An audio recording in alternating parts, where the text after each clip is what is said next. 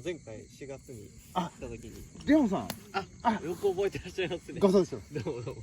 いや、多分そうよなと思いながらご無沙汰してます。遅くなりました。いい。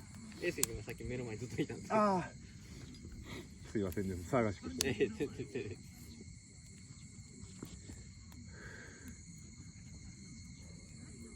今日奥さんも来られたんですね。はい。